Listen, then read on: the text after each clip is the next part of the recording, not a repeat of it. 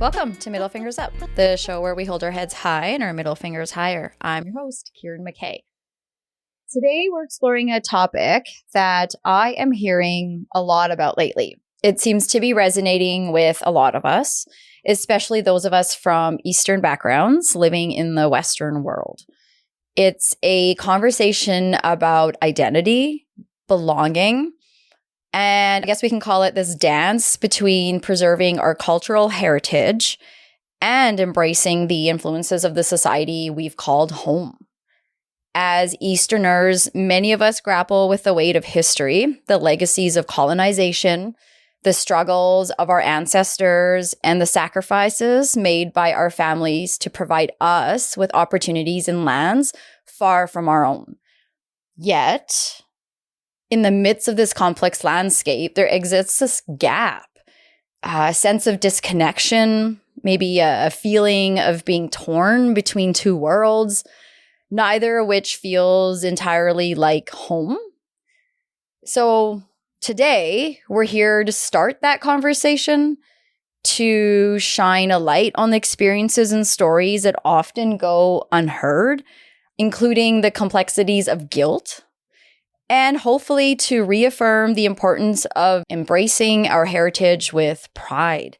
Because it's through dialogue, understanding, and shared experiences that we can forge a path towards, hopefully, empowerment, being authentic, and ultimately belonging.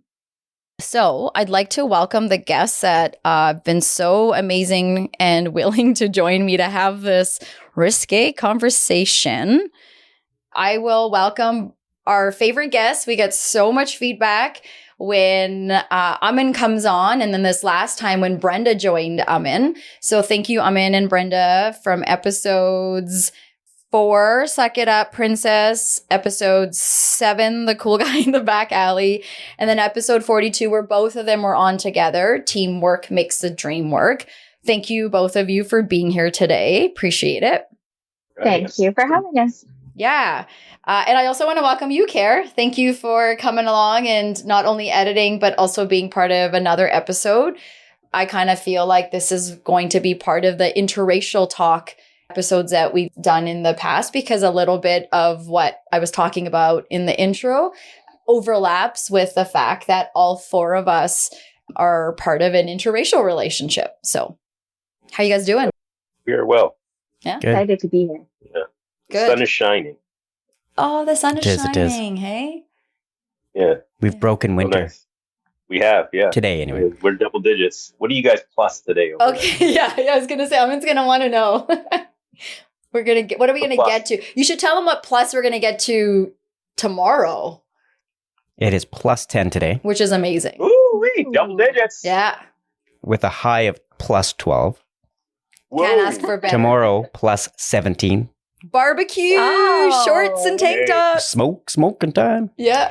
And and then next week it gets down to minus 9 Oh my God. and snow. Perfect. Apparently minus 15 and snow by Wednesday. So What is that? The Chinooks? Is that the Chinooks? No, the Chinook is right now. Chinook is, the warm Oh. winds now. Yeah. We send the warm. Yeah, thank you. So just back to my intro, you guys are part of this conversation. We're all having this together here, and we've all agreed that it's going to be a safe space. And so it's about honoring each other's experiences, but also feeling like we can talk about our own. Is there anything you guys want to add to what I said? Just want to make sure we're on the same page. If we're going to... Being in a safe space? No. I think. You're safe, hey guys? I think one thing though, I feel like interracial for sure. Like Brenda and I are an interracial couple, but I feel it's not the same as how you and Carrie are interracial, or how Rhonda and Trevor are interracial, because we're still 2 minorities that are in an interracial relationship. So I definitely feel like the challenges that we face are very much in line as what would come to the two of you. But then there's also like these little differences in terms of what you two might go through, what Brenda and I don't really, because like I don't, as interracial as we are, like when it comes down to like our cultures and the way that our parents are and the way that our families are, is like it doesn't Similar? matter. Like they just Similar. they just speak a different language. They come from a different spot, and that's the end of the differences. You Right. know. Yep. So I think outwardly, yeah, for sure we're interracial, but like when it comes down to like, you know, the brat tax Values or whatever, it's Yeah. we're like it's like the same thing. So Yeah, I So- think that's cool that you would bring that up. When you say that, the only thing that's going on in my head right now, do you remember, did you watch Sesame Street here growing we up? go. I know it is. not really. Okay, so in Sesame Street, there was a song and it was, which one doesn't belong? And I'm like, oh, that's me today. Oh. Finally. That's me Yeah, today. yeah. Finally, No, but I'm let t- the I'm- record know. I'm typically a minority on the weekends in my household. Oh my God. When Cam and Yeah. Anna come over. Right? That's what he's So- saying. Yeah. Yeah. What do you think? What do you think about what Aman and Brenda, like Aman saying and Brenda's sort of nodding and agreeing to, right, Bren? Like you're in the same, Yes, right? I agree. So what would you Mhm. say to that, Kara? Like thinking Well, about that? yeah, I have to agree because that's their. I have to agree. Well, no, but that's what they're saying, and they both agree with each other. When am I Yeah. not going to agree with what Yeah. he's saying? Of course, we're going to have different conversations. Totally. Yeah, I would agree with that too. Like I think I've talked to other interracial couples that come from the Eastern world. And so, yeah, maybe they don't speak the same language and they come from different countries. But yeah, you're right. There's a lot of, while you want to celebrate the differences, because there's a lot of similarities in how things are handled or how the Western world is experienced. And I appreciate you bringing that up because while that's always been there since Carrie and I have been together and other couples, like what you're saying is when a visible minority person of color is with a white person. Carrie, like it's so interesting because while that's always been there, I didn't realize to what extent or what that meant or the privilege or the power difference or what that would mean when we have kids. Like you don't think about that in the same way, at least for me, until I hit my 40s.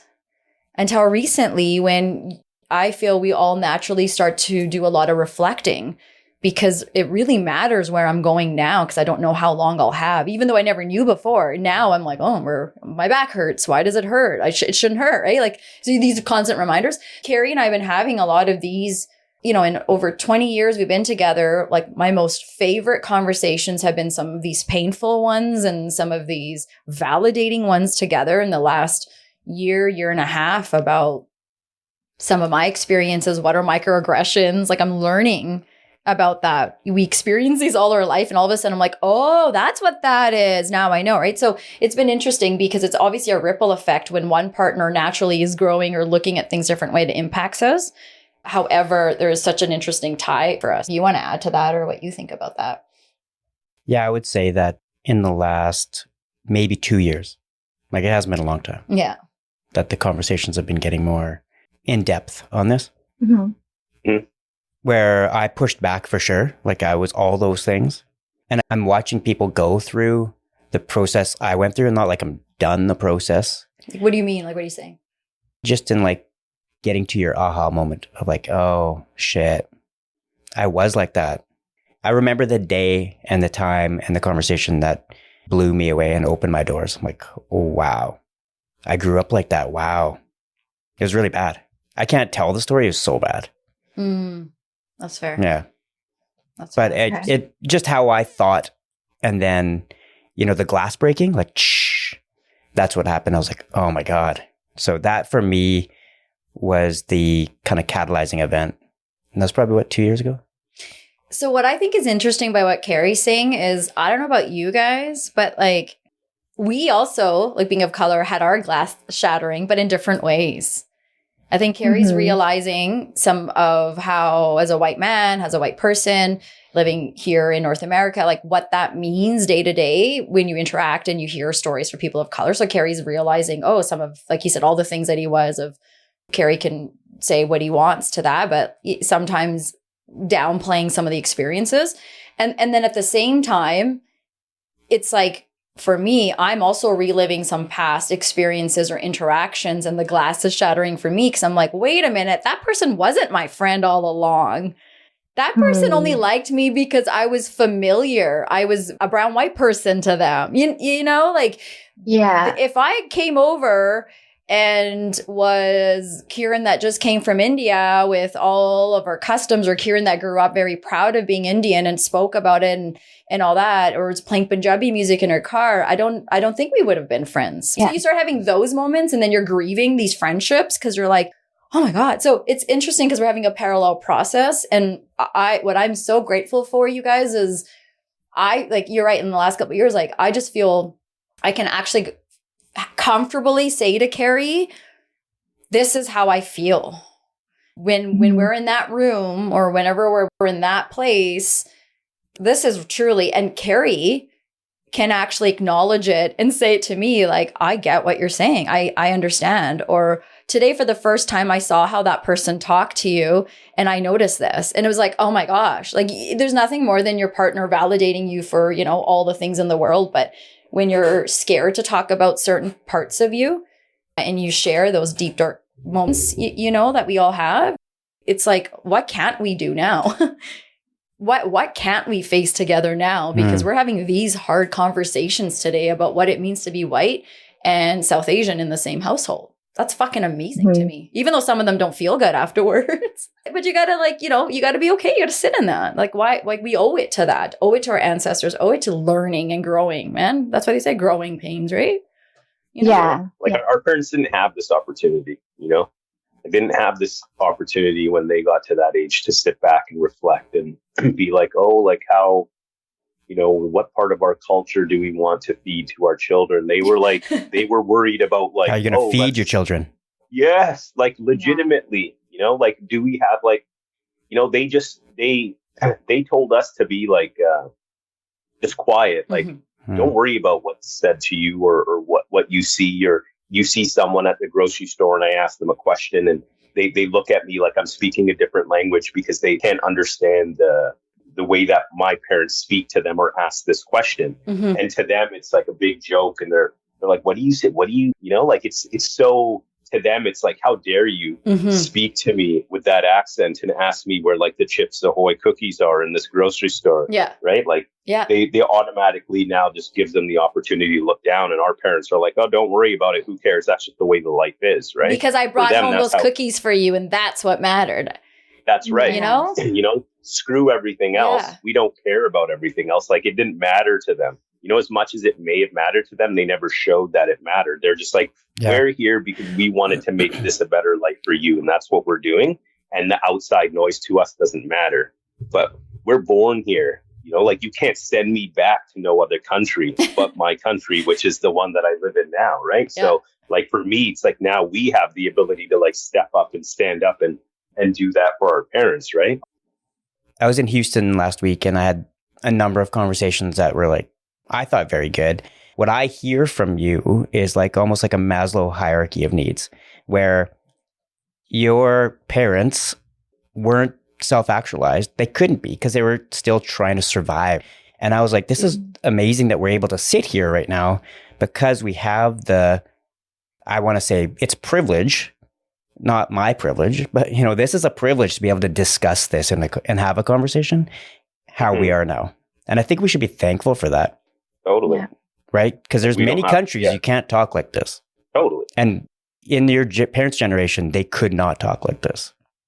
No. Not if they wanted to, like, go to work. And maybe they did in the house somewhere, but it wouldn't have served them to have those conversations because they would have just went out and felt shitty anyway, right? So exactly. I appreciate the ability to have these conversations now because I think we're just getting to that level, and I think things are opening up. But I mean, that's me saying that. What's your thoughts on that?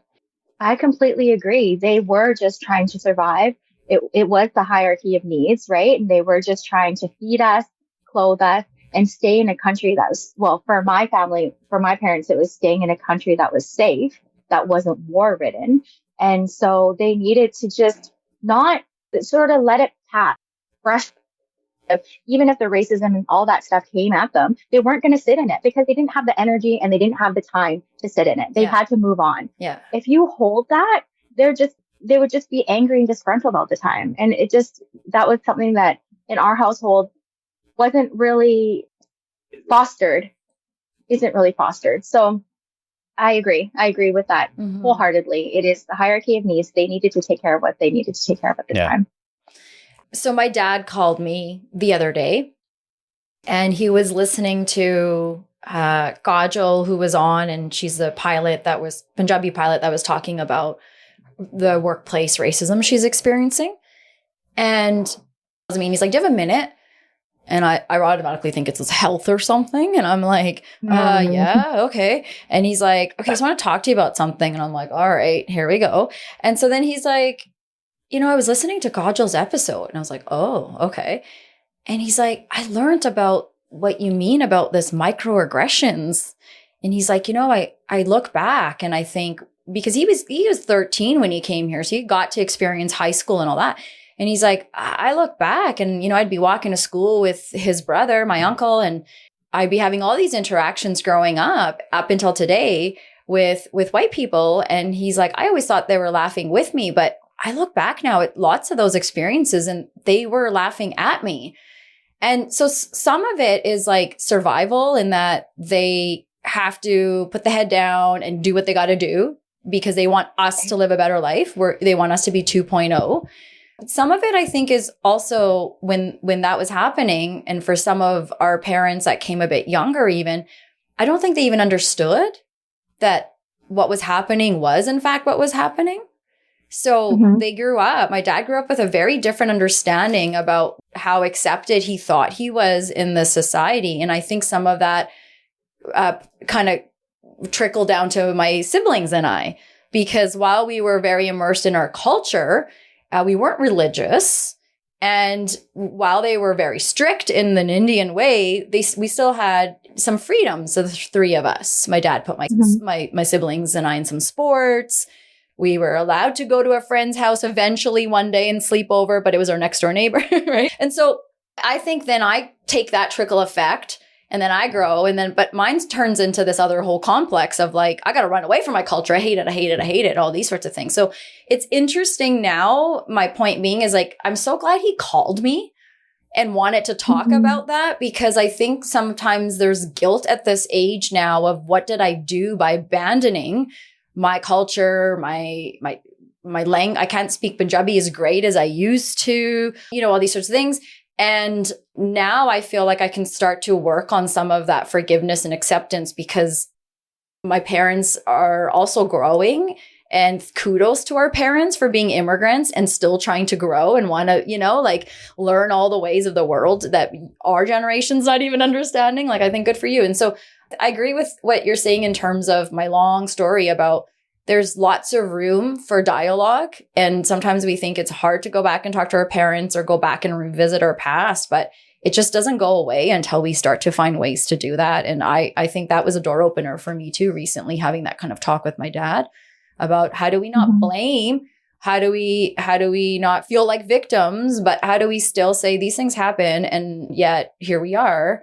And how do we now, continue to feel like we can thrive, and they had to survive, right? So I think that's as someone who's known your dad for my entire life, that's pretty cool that your dad picked up the phone and had a conversation like that with you. You know what I mean? Like for him to sort of look back and start to reflect, I think that definitely, shows that like it's always been there for him, but he just hasn't had time to like go down and, to look at that. But now he's older now. He's like, he spent way more time in this country than he ever did in the country he was born in. You know what I mean? Yeah. Like, yes. this is now his home. Exactly. And so for him to like sit back and reflect on that now at this age and think back how it was when he was like younger. And I wouldn't even say when he first got here, because he was still like a child when he got here, like he was. So for him to have to go through that and realize that this age now is, it's like a part of me is like, wow, that's really cool. And a part of me is like very sad for him. Do you think that there might be like some unresolved, like a PTSD of when you get that flip of the switch and be like, oh shit, I was going through all that. Like, it's a great question. Now I'm going to confront this when the glass breaks. I don't know if it's like, I don't know if like labeling it as PTSD Yeah, and as I a kind of understand a what you definition mean. that I don't know the name of. Yeah, like I get what you mean, like where it's sort of Painful memories, painful experiences. Correct. That's right. And for me, I think there is definitely a part of that. I was very open about like, you know, talking about that to people who ever want to listen. But like one of the earliest memories I have is like a racist memory, like of a white person being racist to my mother. And I'm like so much of a child that I can't do anything about it. But like thinking back to it, as small as that, I don't know, like I'm pretty sure I was in a booster or a car seat. So I'm like 3-4 years old. And like at that age, and I'm like, I want to get out, like punch this piece of trash in the face, you know? But at the same time, my mom's like, you know, she's like, yeah, I'm pretty sure like I almost hit that boy on his bike. So, she agreed with it. She was like, yeah, you're right. Yeah, he did it, you know, like he did what he did. Yeah. And then afterwards, she's like, oh, yeah, it's fine. Yeah. Right. So like thinking back to it, like my mom is very non-confrontational. Yes. So regardless of whether she made a mistake or didn't make a mistake, I feel she would have had the same reaction to it. Like, don't worry about it. Yeah. These days, racism to me is almost comical when it happens to me, because it doesn't happen to me in a way where it's like overt like it's not like what a lot of the world deals with in terms of racism, right? Like I said, like you see the color of my skin and maybe you assume something, but at the end of the day, you know, I was born here, and you know, once I open my mouth, you'll understand that. So but do we have to be born here to justify that?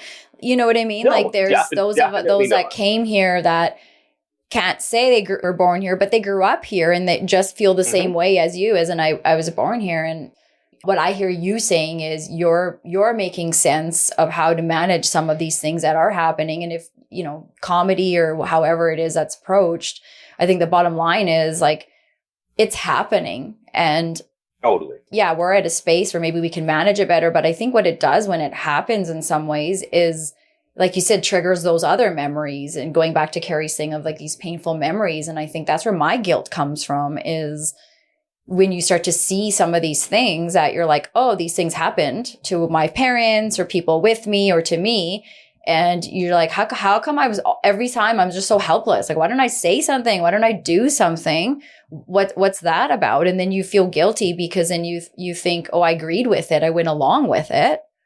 But then my mom got treated that way. You know what I mean?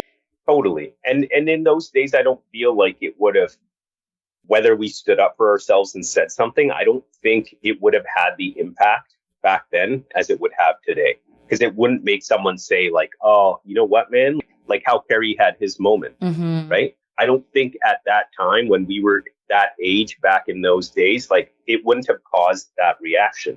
It would have been a defensive reaction from that individual who we were standing up to. That could have made things even worse. Thinking back and saying, okay, well, I should have said something to that person. Because like I have friends who are very dear and close to me nowadays that have said some pretty stupid shit up until recently. And I'll be like honest too, because I'm not going to say like this shit doesn't come out of my mouth. But like there's certain times where like I'm in a room full of people who are very close to me, like my wife and my sister-in-law and her husband, Trevor, my brother-in-law, who's a very good friend of mine now. He is like Carrie said, like one thing doesn't belong here. And that was like, you know, sometimes that's Trevor, because like there's three of us and then one of him. And then something will come up and we'll see some racist nonsense story and we're like, oh, white people. And then Trevor's sitting there and I'm like, oh, fuck, no, well, not you, Trevor. Like, and that's like, and now it's like a reversal of exactly what would happen to us back in the day. Oh, fucking brown guys always looking for fights. Oh, but not you. I mean, like, you're cool. You're chill, right? Like, you're not like a brown guy like that. So now I find sometimes like, because now it's so known that we've gone through this for so long and for so many years, that now I feel like we're at a point where like, we're so open about like, oh, these racists and blah, blah, blah, that we forget just how it made us feel about these individuals bringing down our entire culture or our entire race, and how that made us feel. Like we're now flipping it around, and we're doing that to like some of the closest people in our family now, right? And it's not their fault. They didn't do this. They weren't racist to be like, they're not saying this stupid shit, right? but yet we lump them in with it and then tell them, oh, no, wait, not you. And so I feel a part of me wants to get to a point where like I can have these conversations and, talk openly without impacting a person that had nothing to do with anything that I'm talking about. So I feel like as open as we are in our conversations, that we shouldn't make them want to feel the way we felt just because we felt like that, especially because they had nothing to do with that. Or is that us protecting like white fragility?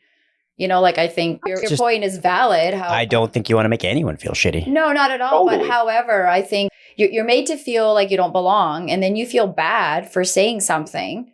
And now I'm protecting a white person from what I don't want to offend them. And I think this is like, we're kind of like what Carrie and I were talking about. I'm like, it's an individualistic versus collective kind of a look. Like for the Western world, it's but I wasn't part of it. And until the white race recognizes that was part of our ancestry. Yes, I didn't personally do it. No different than, oh, you terrorists, like, okay, there's a lot more there. When that happens, how much space is there for a person of color to also grieve the things that have happened for generations? Because now we're protecting you. That's not like me trying to protect like someone who's been openly racist to me in the past, right? That's not where that comes from. That's my brother. I don't want to make my brother feel shitty. I didn't get with Brenda and then Trevor get with Rhonda to be like, oh, I'm going to talk shit about this and that. It's just like, grew up in the same spot. He had his friends, I had mine. Like our lives connected later on in life. So I'm not going to hold anything against him in terms of. Because you feel like he's an ally. You feel like he's someone that has been helping be part of a safe space, someone that you feel close to. I wouldn't feel connected to. I feel definitely very close to him and very connected to him. And he opened his group of friends out like, you want to, I'm going to go to my buddy's house and like watch the football game or go here or go there. We're going to go to the bar and have some drinks. You want to come? In terms of like being an ally or, he has multiracial children. Yeah. Like, of course, he should be an ally, right? Like, that's the hope. Yeah. He doesn't have a choice now, right? Well, like this is the life he's chosen and he stepped into it and he's had his realizations too. Like, oh, fuck yeah, that shit is fucked up. Yeah. And he does realize like, oh shit, maybe I did say some things in the past that I shouldn't have said, but he didn't say them to me. Mm-hmm. Right. Everything he's saying is, like it's coming from a good place. And like, he didn't, no, I understand like, what he's you're got saying. nothing to do, like, and I'm just like, sometimes I worry that we forget that. Like it comes back to a little bit like if we're going back to like that teamwork, dreamwork, the tit for tat stuff. Like, oh, I felt bad. Like this white person made me feel bad when I was a kid. Now I'm going to make this white person feel bad. Mm-hmm. I feel like we should not get to that point. And we should let everyone know that, like everyone has their own story. They come from their own backgrounds. Everyone has their own trauma and whatever that is. We should allow these people to talk about their trauma and whatever, just because it's not at the same level. Like my trauma wouldn't be at the same level as other people in my life. So it's just, I feel like everyone needs a little bit of grace in conversations like this, and you shouldn't make people responsible for things that they had no control over. Yeah. I think it's like on a human level, he just didn't want to offend him as a friend, as a brother, but doesn't matter about color. He's not protecting. I think sometimes conversations, and this is just me, I feel like sometimes conversations are a little bit too woke now. Yeah. We can't just be in a room and speak openly and all of a sudden somebody's offended. Mm-hmm. And I think it's not our intention. I think that we're in a generation now where a lot of us are grown and we understand that there was, yes, trauma, but we are here because our parents did what they needed to do for us to thrive. And Carrie, when you were talking about your story earlier and you spoke about how, the glass shattered, sensed like a look of guilt on your face, like it was your fault. And did you even know that at the time? Yeah, I think it's more surprise, which leads into guilt, because obviously then you're guilty that you've made all these decisions or thought all these things for X number of years in your life. And you're like, wow, I thought that way? Yeah. What a loser. Or, like in your head, you're like, how the hell could I be that obtuse? Well, this is the thing. This is where that guilt comes from. Our core beliefs are beliefs that we were taught when we were kids from our parents. We didn't come up with these things on our own. And I think this is why, as we hit the age of 40, we start to understand and speak to our souls and listen to our souls more and understand that, wait a minute, okay, that was something that I did because I learned this. It was a learned belief. And now at this age, the glass has broken, and now I understand that maybe it wasn't right, but now I'm growing from that. So it's about moving forward and not sitting in it. And I think that when you spoke about your dad, like going back and, is he going back and is he sitting in all these little microaggressions and getting angrier and angrier about it? Or is he just acknowledging them? Hey, maybe that wasn't right. Maybe it hurts me now to think about it, but would it have been better if he had felt it then and then been angrier and took every single microaggression? Because I bet back then there was a lot more than there are now. What if he took every one of those and sat with those back then when he was younger? Where would he be now? Yeah. Your dad is the most optimistic. He's so welcoming. He's so inclusive. If he held that, he would be a completely different person, and you guys would be completely different people. So parents did this for a reason. And I really, really, it's sad that we abandoned some of our beliefs or we abandoned our culture, but it was important for us to grow. We needed that. That's how I feel. I appreciate what you guys are saying. I think I'm sitting by myself in a different place. Like I'm struggling with so much guilt that I hated, like I didn't want to be Punjabi. I was so embarrassed. It was the turn the music down and assimilate and become like them. And I wanted to be white so bad because that was the only way to belong. And then all these people that I left my family behind for, and I realize now with my glass shattering, they weren't my friends. So it's like a grief and loss period. Now they tell you, these so-called friends or these so-called people that were in your life, you're the angry one. And it's gaslighting and turning it around. And not everyone is a Trevor and a Carrie that can come into a family. Carrie and Trevor are very privileged that they were invited in a family that love them and care for them. And I think that has a lot to do with wanting to grow and getting to where Carrie is. Like I said, these last couple of years have been the best, like real talk conversations. And I think for me, that's the guilt. Then I look at my kids and I'm like, oh, my kids are half of both of that. And we have to figure these things out. And some of it's my own guilt, my own stuff. But we have to figure this stuff out because, like the hope, right? As Aman and we all said, like, we can do better so our kids can be better. That's the hope. So that just like our parents did for us. So is there a way for us to learn some of these bad things that happen or things that we were part of? And when they come up now, address them or speak to them or recognize it. For my dad, he wasn't happy or sad. It was just like aha moment like Harry had.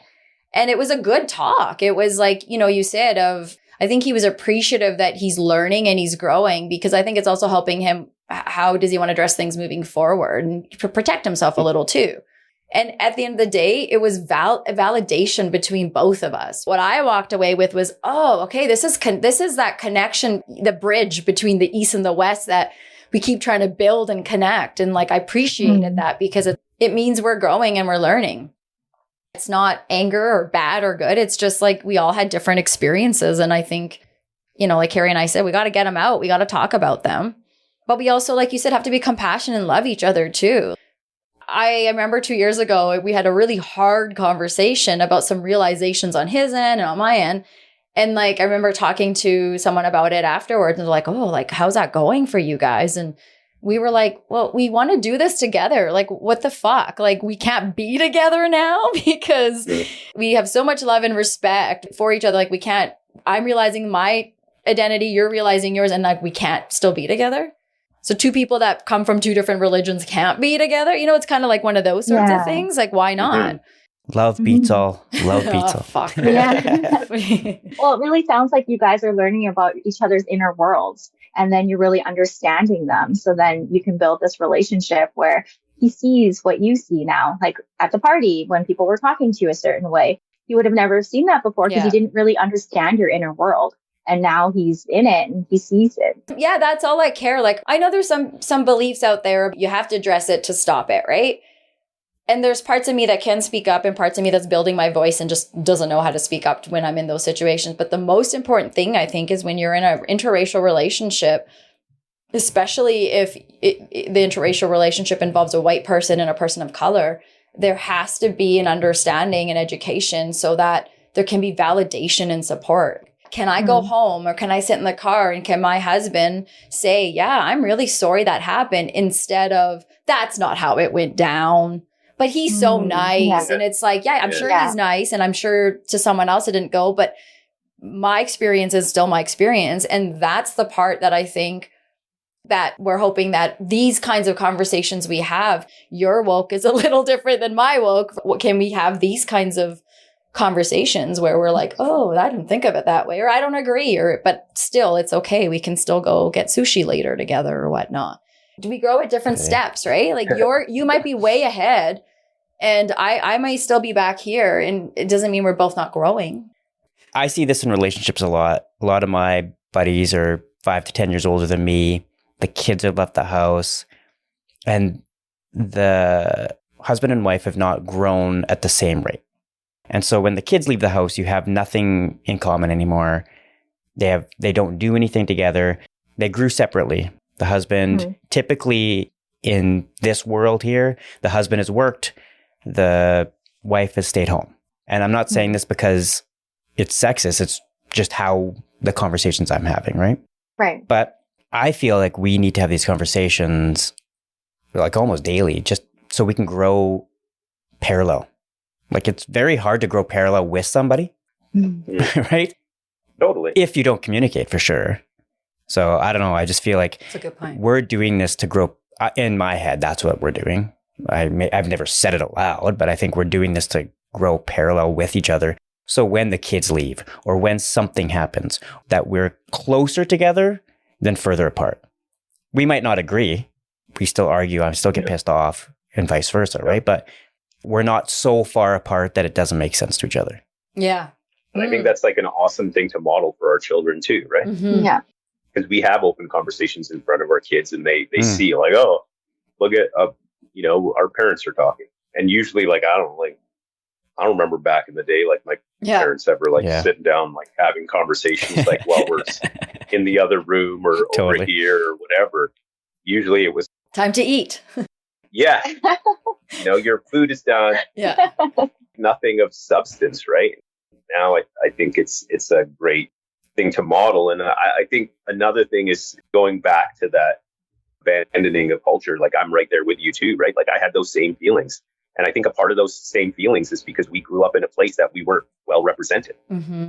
The funny thing for you is that when you went from like living in West Richmond to East Richmond, is like you went from where there was no brown people and you went to where there was a ton of brown people. But then right as you hit the school with the brown people, you guys moved to Surrey. Yeah. And then when you moved to Surrey, there wasn't a lot of brown people there in Surrey yet. Yeah, not So yet. Yeah. Then you're redoing that same thing. And it was like the same thing for me where, there was in my graduating class in grade 12 in Richmond, I think there was 4 or 5 Punjabi or even Indian kids in that graduating class. And one of them was my first cousin. We didn't have that representation. We didn't understand, like I would go to school and my mom would like make me like a paronta with a jar on it, butter, and I'd like unwrap it, eat it. It was like the best thing ever.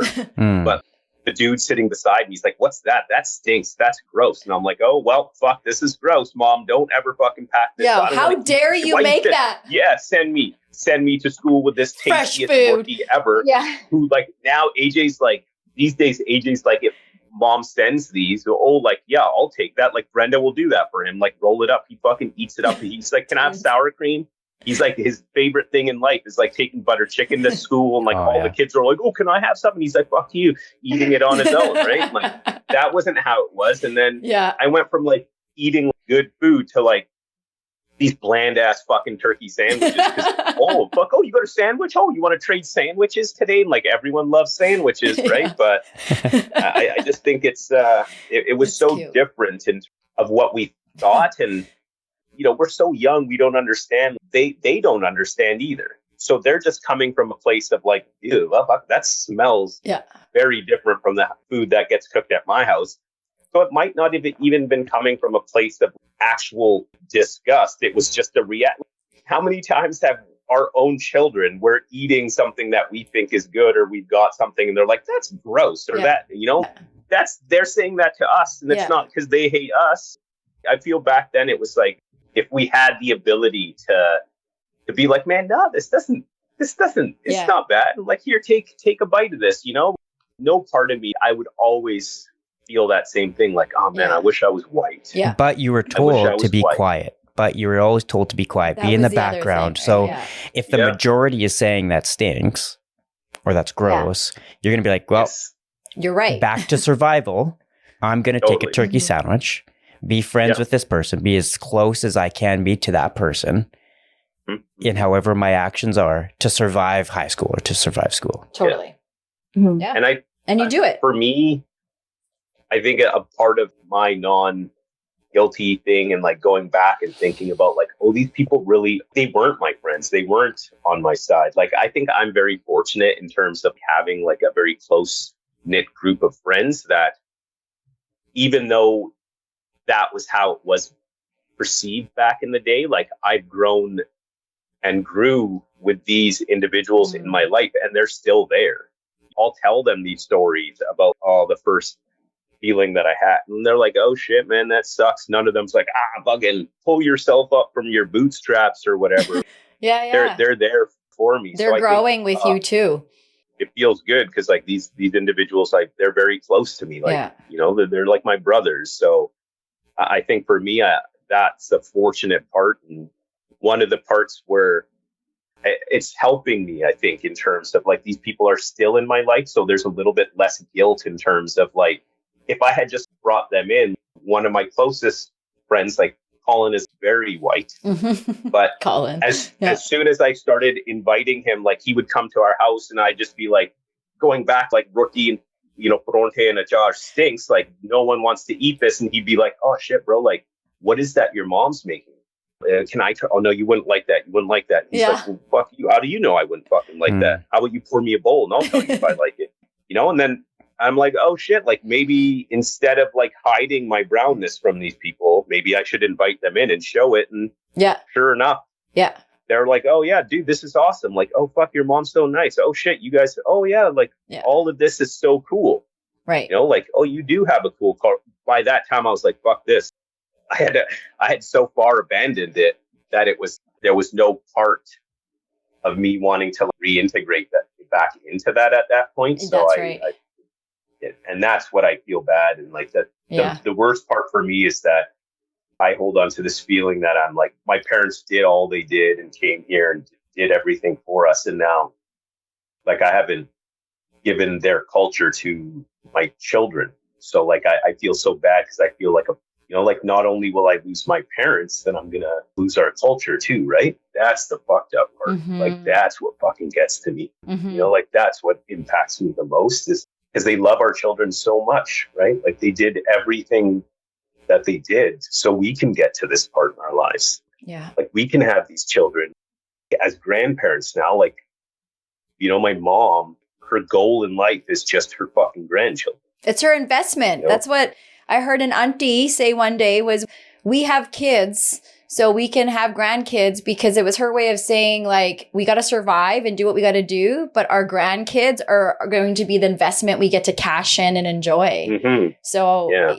here they are cashing in on this investment. Bren, are you getting a little emotional? Yeah. Yeah.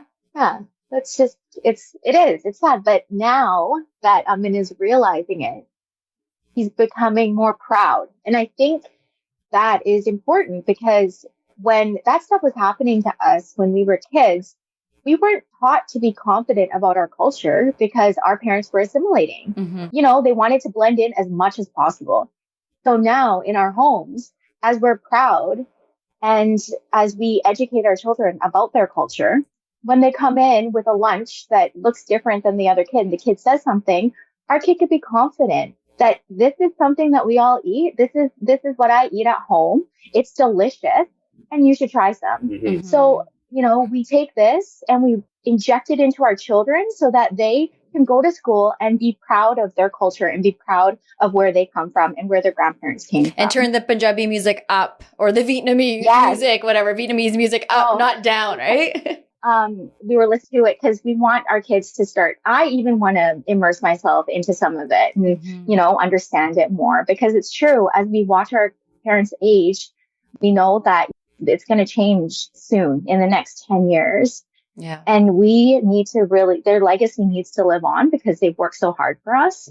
Yeah. And I think music is a great way to connect to culture, right? I have the ability, to immerse myself back in this culture. I reached out to Mambir. I'm like, Mambir, put together playlists for me with today's Bhangra Punjabi music, so like I can go on my runs and I could listen to the music and get back into it. So now, like every second, third workout I do, I make sure like I'm listening to either Mambir's mix or another mix that now Spotify has recommended based off of Mambir's mix.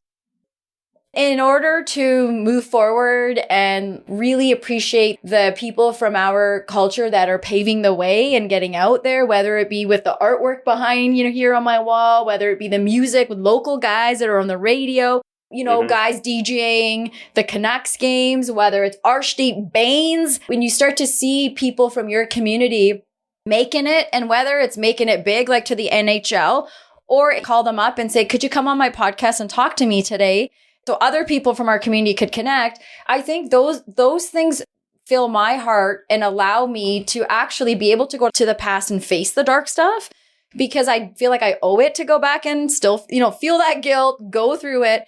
And like you said, Brian, to move forward then. And thanks to the AP Dillons and the Garnajolas and all these people that are coming out and paving the way so we can feel proud to keep that music turned up.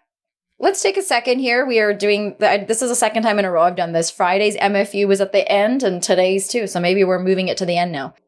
It's all organic. I'd like to know who wants to go first, or do I have to be the teacher that has to like pick the person that has to go and then I'm the bad guy? Who wants to? One. Oh, you're going to go first? Oh, wow. Okay. Ready to roll. You're sitting in the front row. Aman used to be the last one. Sitting in the front row, putting your hand up. No, this one came to me like before we start, but I would like to put my middle finger up to IT band syndrome. Sorry, what? Your IT band, it's a ligament or like a group of ligaments and muscles that runs from the top of your hip to your knee. Oh. And IT band syndrome is when it gets tight and it impacts your ability to move and run, where it gets so tight that it rubs on the bursa of your knee, and then it causes pain to the point where it's hard to run. So I haven't been able to run on a consistent basis since like October of 2023. And now I've been rehabbing this for a month and a half, and it doesn't seem to be getting better. And I haven't been able to run. And that's like impacts just everything. Like the weather is getting so nice, like to have been able to wake up and go outside today, like with the sun shining, and like nothing's better than going for a run. Can you go for like a brisk walk? I do that. Like I can walk and I do other things, but I'm like, you don't get what you get from walking as you do from running. Like running, I like accomplish, like everyone can walk. Like everyone walks. Whoa. I think this is the part we do have to be woke. So when did you find out what it actually was? So October, you started having the symptoms? Yeah. So like October, I just thought I tweaked my knee a little bit. So I'm like, I just got to rest my knee. Right. So like I tweaked it one day and then I ran through it. So I think at like 4 or 5 kilometers, it started to hurt. And then I'm like, I think I went up to like 8 before it got to the point where I couldn't even walk anymore. And I'm like, okay, I got to take some time off. So I took a week or 2 off, and then like, knee's feeling great. And then I went for a run, and then like kilometer 2, bang, it starts hurting again. And then, then I took another 2 weeks off, and then, it's great again. And then went back to running, and then same thing happened. Then I went to the physiotherapist, I think in February, at the beginning of February, to start working with him. And that's when I found out. And now I've been rehabbing it and doing things, and I still haven't been able to run. So I was hoping that I could start running now. Wow, middle fingers up to that. I hope that you are on the path to like repairing that and you can get back to your runs, man. Sorry to hear that. Too. Yeah. So Carrie or Brett, who wants to go next? I'll go. Okay. My middle fingers up goes to the part of me that didn't want to do this today.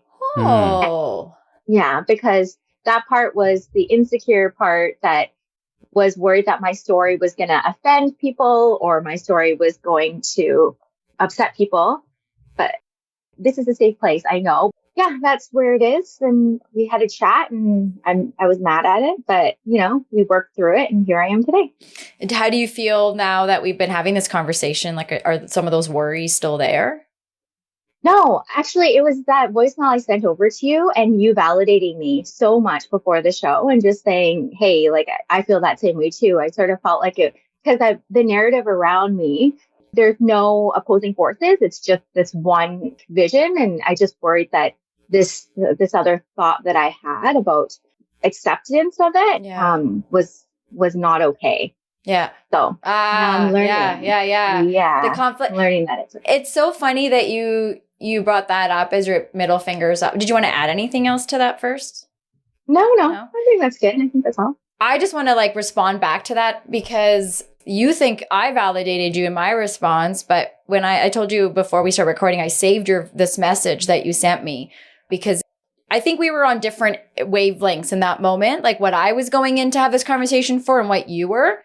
Yet when you sent me the voice message, it validated me, even though we weren't on the same page in that moment, it validated me so much to realize like, oh, okay, like we can have different kind of views. We can have different experiences.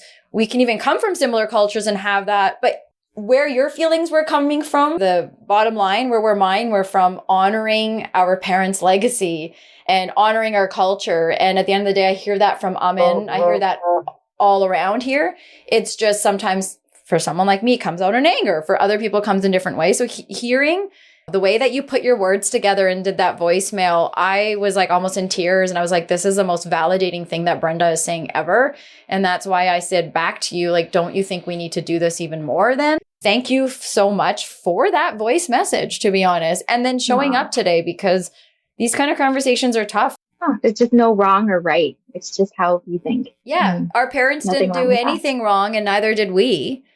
Mm-hmm. And we're trying to together make sense of some of that. And like you said, I'm going to go back and listen to the music or do those things. And I still find joy in that. And like you said, Brenda, there was a reason why we went this way to get to where we are. Maybe I would have never married you all along. Well, I was thinking that actually. If you wouldn't have went the route you went, you wouldn't have ever entertained me. Oh. Right? Carrie, I feel the same way. I feel the same way. Aman probably would have married. 100%. Like I was thinking about that. Like what a way. Actually, this was one of the things that you're like, oh, write down the things that you want to bring up or whatever. That was actually one of them where I'm like, I remember this one time where between grade 10 and grade 11 that summer, like I started working at Adecco. So I worked there with like Ravinder and Jesse and a bunch of their friends. So like that summer, like I integrated into like Punjabi culture, like to the max where I was like, holy fuck, this is sweet. This is awesome. Like being around people. And it wasn't like, oh, I didn't like my other friends or whatever. It was just like being around a group of individuals that knew exactly what I was feeling, exactly what I'd gone through. And I had got the paperwork to transfer into Cambie that next year to go to Cambie instead of going to like staying at Burnett. And then I thought back like, holy fuck, like there would have been no part of that would have thought I could have married a non-Indian person. And like, it all comes back to Colin. Like everything, it goes back to him, you know? And I'm like, yeah, like, cause then I would have like lost contact with him and my other friends at Burnett. And, you know, I would have full on gone into that part of, and not that there's anything wrong with it, but then that also means like like I don't have Brenda in my life, who is the main reason as to like all of this growth.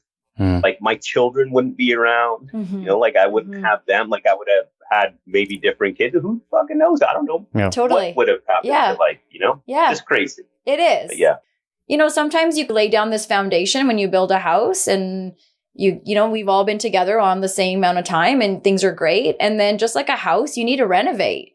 And I think that foundation needs to be revisited sometimes. You can't just keep expecting your house to stand tall after all these years without doing some minor repairs and renos. And that's sort of where we're at. We're renovating our relationship in some ways, so it's not a bad thing. Yeah, So- that's a great analogy. It is, yeah. I blacked out for a second. What did I say? And all I'm thinking in my head is like, I hope we don't have foundation problems at the house. Oh, fuck yeah. That's more expensive. What, then a divorce? Yeah, I don't know. Like, you want some new flooring in the bathroom? That's fine. But foundation, now we're moving. Hydraulic cement. Yeah.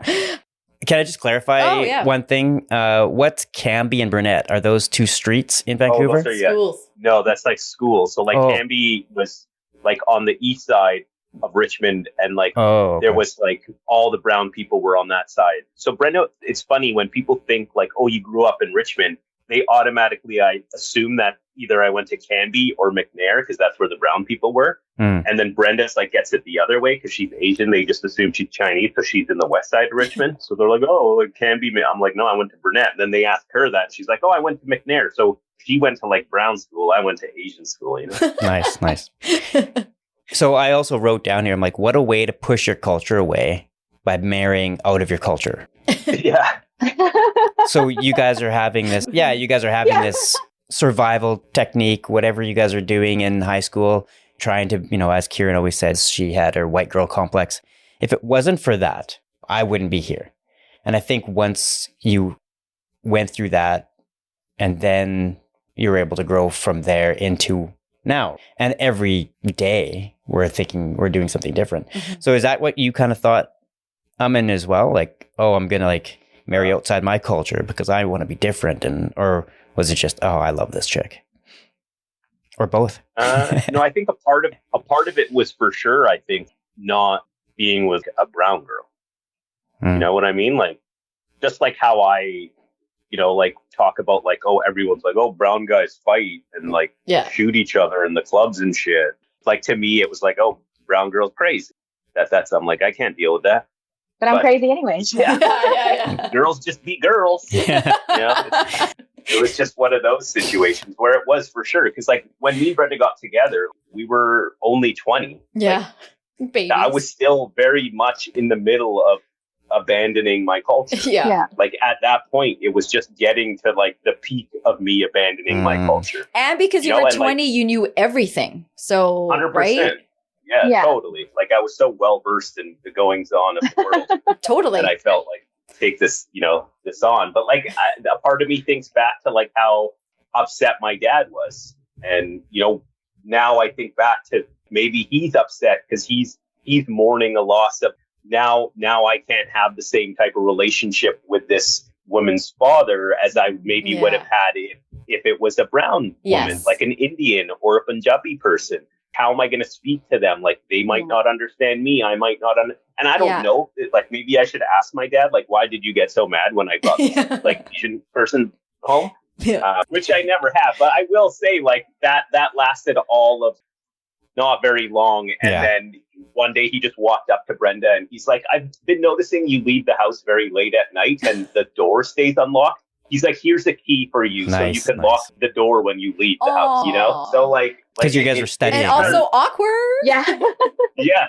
But mostly awe. Exactly. Yes. But at the same time, it was like, like he got over it pretty quick once he got to know her and understand. And then, like I brought up before, like they've had examples of how not to handle a situation like this to like, because I was already drifting. Like at that point, I was barely at home. They barely saw me.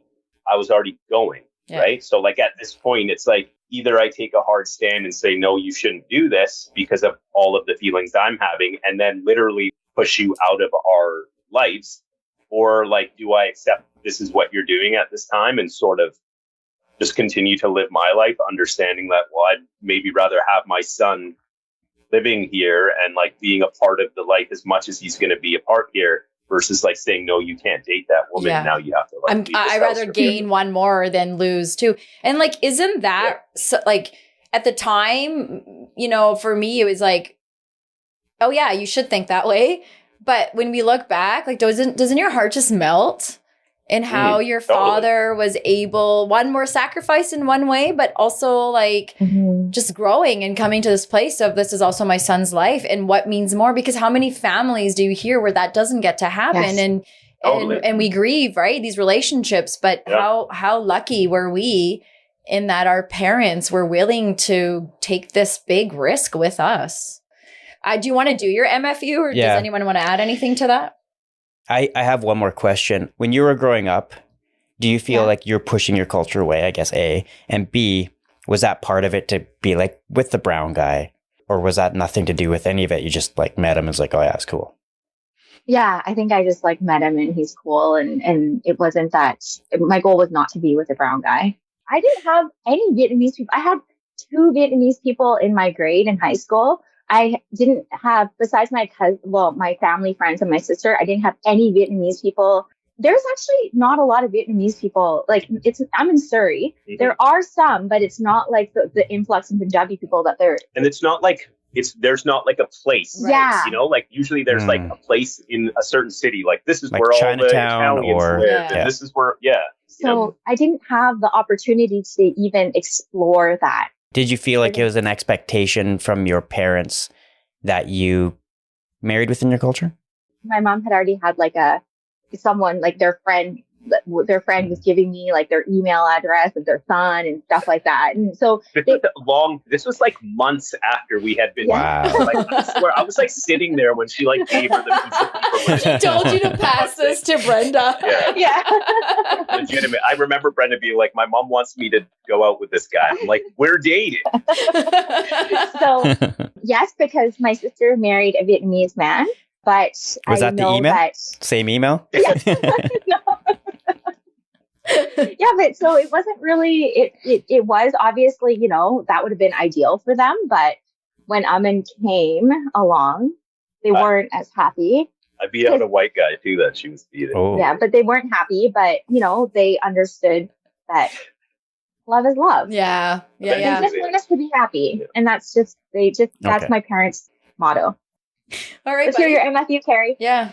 Okay. So ChatGPT didn't work for me today. Oh, no. It shut down. It literally cut me off. It's like, you can't be so negative. You used that too much. Yeah. I was thinking about it, and I think polarization is what I want to give my middle fingers up to. So I think we've seen that there's money in polarization.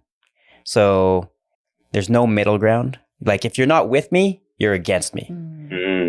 There's no, that's bullshit, man. Wait. That's the number one rule of our marriage, man. Yeah. If you're not with me, you're against me. What are you trying to say to me? I'm polarizing There's a fucking 100 other ways I could be. So fuck you. That's bullshit. Yeah. And we see it in politics. We see it in culture. We see it everywhere. Yeah. And we see it in even like conversations now that it's bleeding into just normal conversations. Oh, you don't like that person? Oh, okay. Like, fuck. Yeah. Can we not have different opinions and it doesn't always have to be zeros and ones or black and white or whatever the terminology would be. It would be brilliant if we realize there's more gray in the world. Yes. Yeah. And really to like see when that happens. See how many times you hear a politician or somebody say, well, if you're not with me or against me. In multiple different ways you can say that. And that's such a false dilemma. Yeah, that's it. That was my thing. Wow, that's a good one. I think going back to that earlier, remember when I was like, oh, I forgot what I was going to say. Oh, yeah. It was about, I think someone had said something about being woke. And I feel like that's like my main gripe against wokeness these days is the fact that to be woke, you have to agree with everything that is deemed woke. Yeah. And if you don't agree, then now you're like a Nazi or a racist or a terrible human being. And I think that's like, going back to what Terry's saying, like, it's just, you know, we have so much as a society and people, we have so much more in common than we do not. Mm-hmm. Yet we love to just sit and concentrate on everything that we don't have in common versus going to our commonalities. I remember Carrie bringing this up, I think probably on the very first podcast that I did with you guys, was when he talked about, I was just telling a story about how I thought I was this, I only dealt with this. And Carrie's like, yeah, we always think that we're on an island, but we're not, like so many of us share so much, but yet we always think this is just a me thing.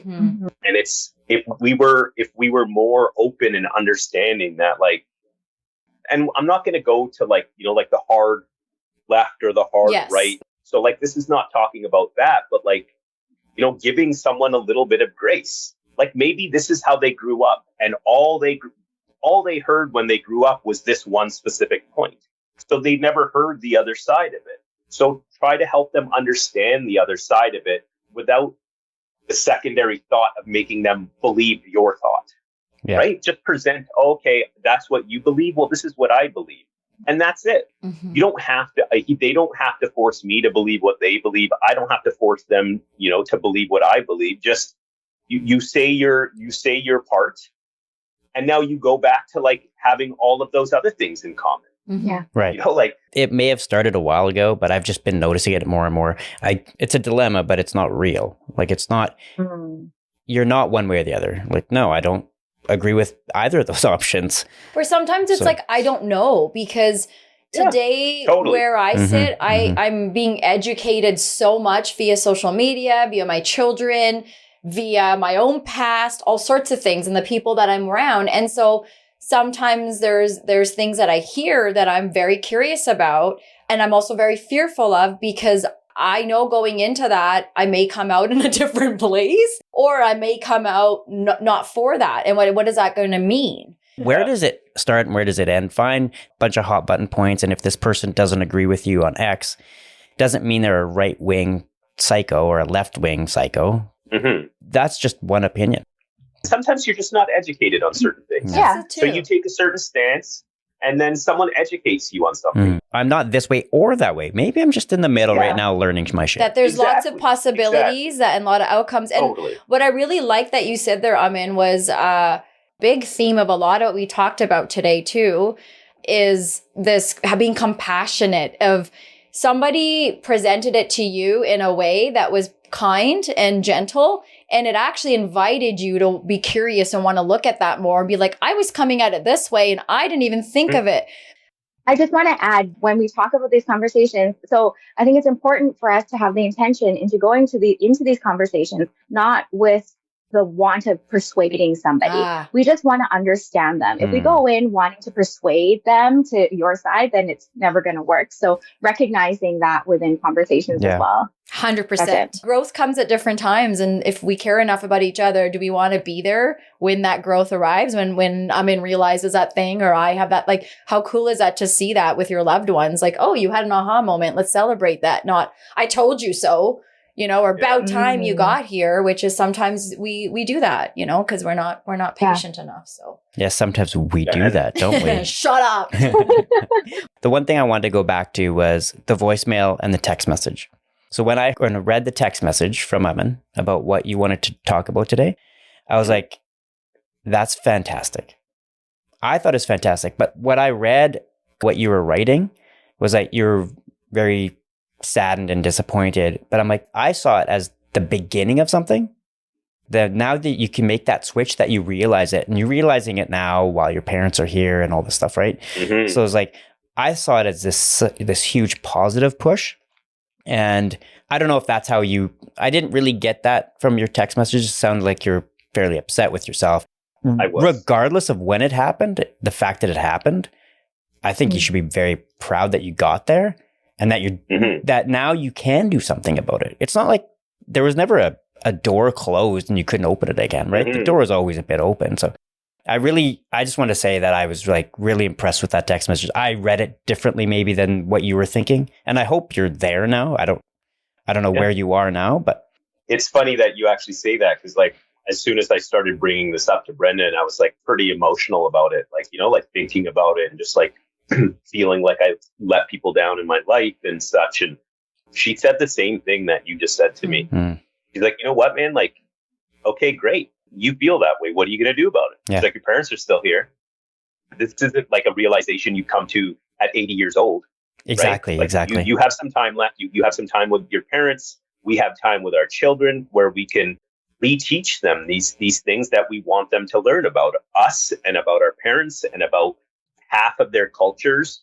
So yeah, that's like, I think that was somewhat of a turning point for me too, to get out of like a woe it's me type, you know, like an attitude about it, like, oh my God, like, but now I think I'm from a broad picture, I'm not as, like, it still gets to me when I think about it with my parents and such, but outside of that, like, yeah, I do have the ability to teach my kids where like they've come from and like, you know, where my parents have come from and how they raised us, and helping the kids understand like how fortunate they are to not have to hide where they're from.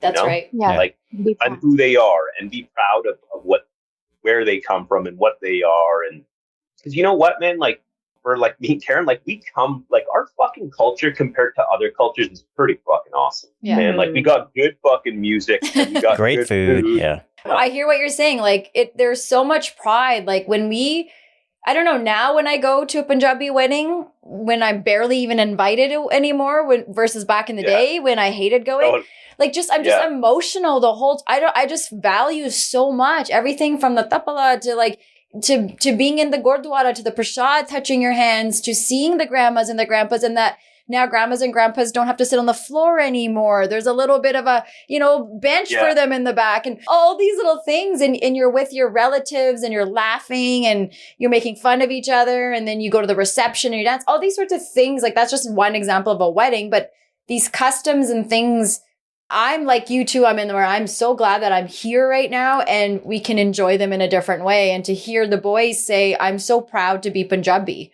This is where we get to that investment that our parents felt about grandparents. Maybe they are so wise. They knew all along that if we had these kids, we'd find our way too. You have your children and you have a different meaning of life, and you also get an opportunity to get where your parents came from. And I'm not saying you have to have kids to do that. I know for me, that was really helpful to be, mom to mom talking to our dad to dad or what. Like, you're like, fuck, I hope my kids give me some grace as well, as you're saying. Just like we're now trying to figure out how to do that for our own.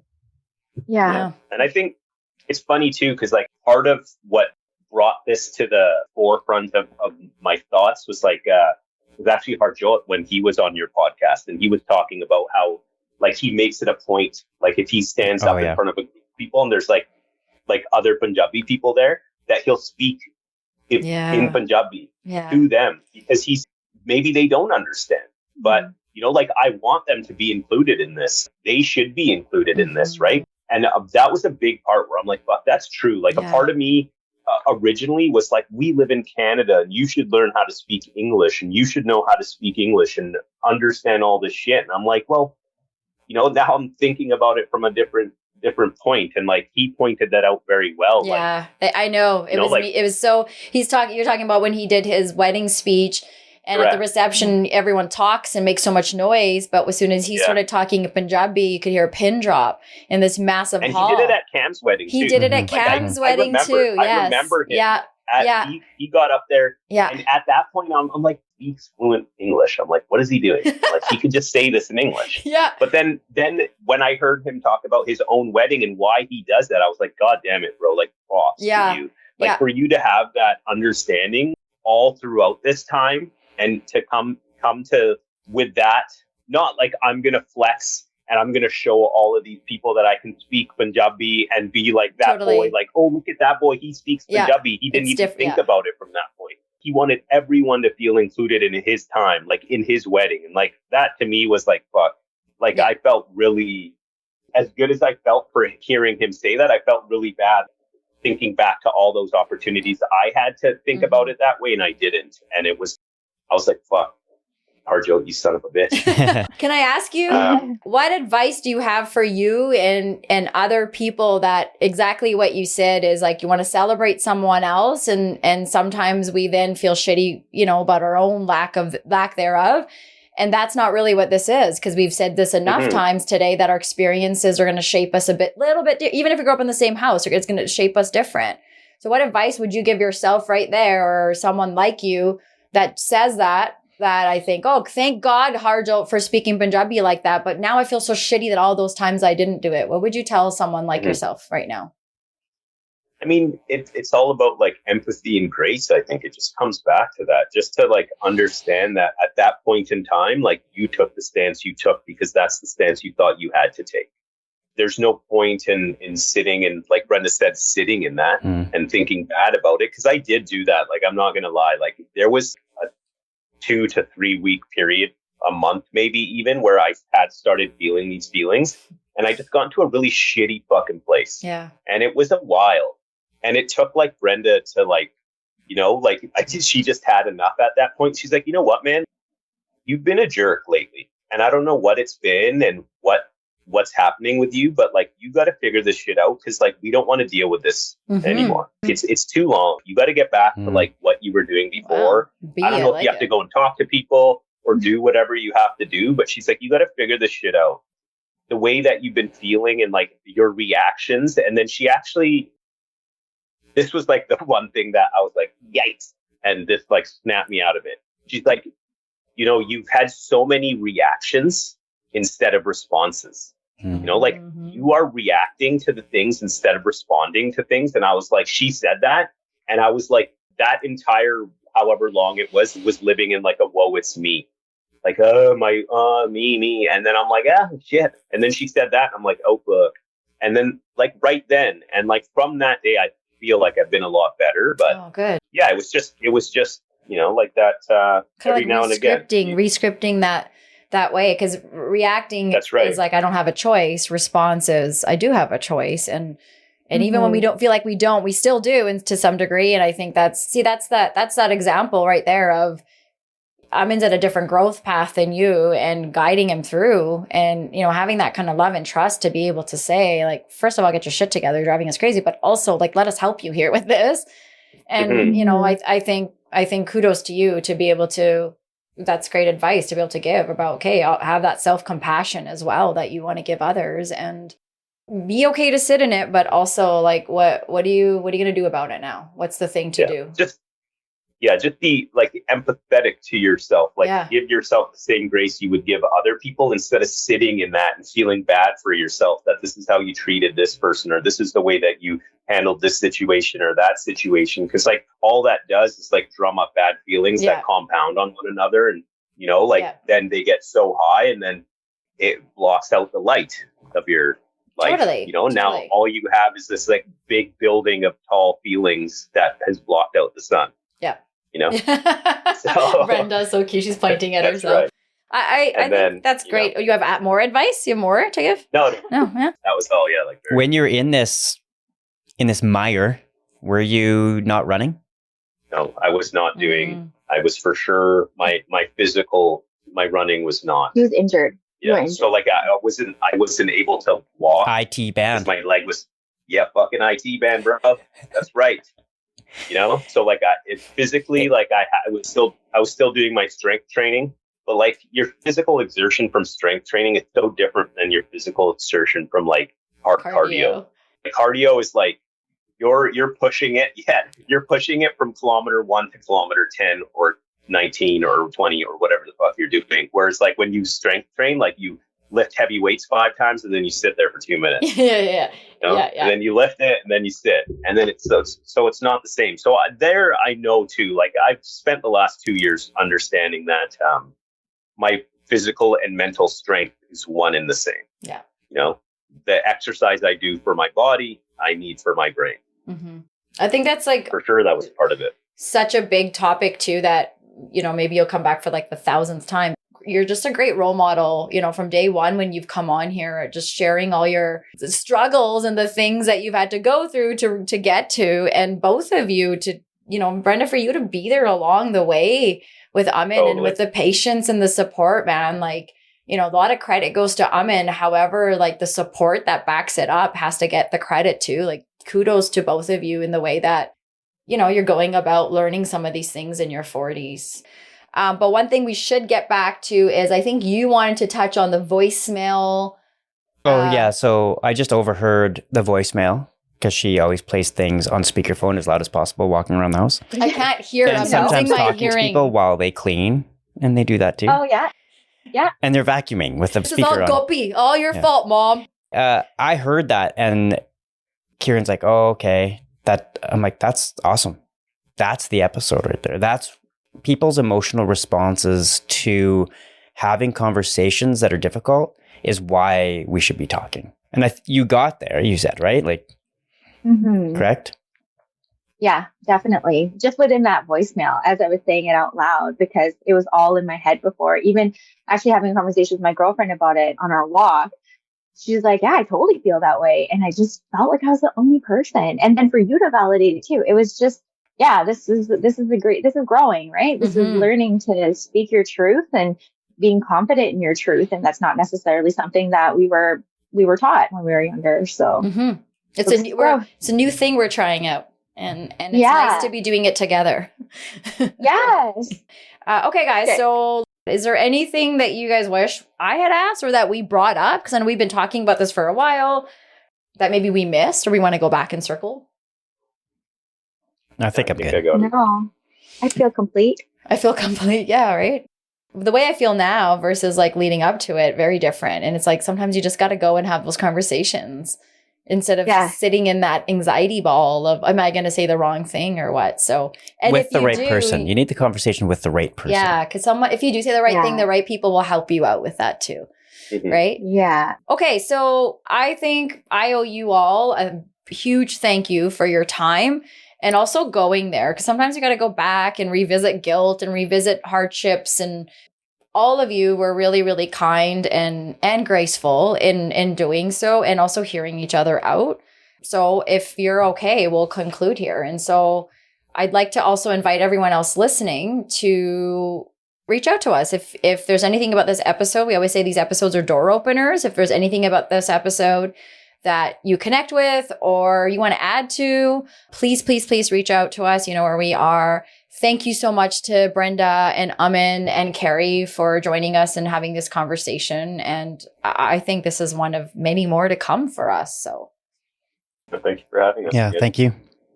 Thank you. Bye.